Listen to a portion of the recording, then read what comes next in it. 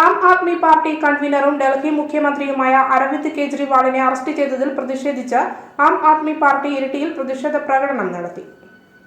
ജില്ലാ സെക്രട്ടറി ബിജു സ്റ്റീഫൻ, ജില്ലാ vice president Shaju Madra, Irikkur നിയോജക മണ്ഡലം president Joseph P V, Peravoor നിയോജക മണ്ഡലം president Stany Lavio, Shaji P K, Crowly Mathew, Thomas Chakkakunnel എന്നിവർ സംസാരിച്ചു. സിബി തുരുത്തിപ്പള്ളി, ജോയി പാലക്കുന്ന്, ബിജു ജേക്കബ് തുടങ്ങിയവർ നേതൃത്വം നൽകി. നമുക്കറിയാം, ഇന്ത്യയുടെ ഭരണഘടന എന്ന് പറയുന്നത് ഇവിടെയുള്ള എല്ലാവർക്കും ഒന്നിച്ച് ജീവിക്കുവാനുള്ള അവകാശമാണ് ഇന്ത്യൻ ഭരണഘടന എഴുതി വച്ചിരിക്കുന്നത്.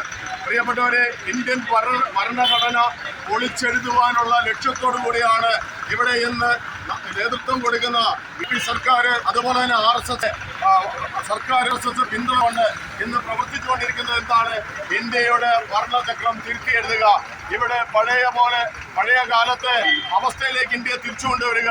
ഇവിടെ ന്യൂനപക്ഷങ്ങൾക്കും അതുപോലെ തന്നെ മറ്റുള്ളവർക്കും ഇവിടെ ജീവിക്കാൻ പാടില്ല. ഇവിടെ വേളാളന്മാരാൽ ജീവിക്കപ്പെടുന്ന ഒരവസ്ഥയിലേക്ക് ഇന്ത്യയുടെ ഭരണചക്രം മാറ്റിക്കൊണ്ടുവരിക എന്നുള്ള ലക്ഷ്യമാണ് ഇവിടെ പ്രവർത്തിക്കുന്നത്. ഞങ്ങൾ ഈ പ്രതിഷേധം ഇവിടെ സൂചനയാണ് നടത്തിയിരിക്കുന്നത്.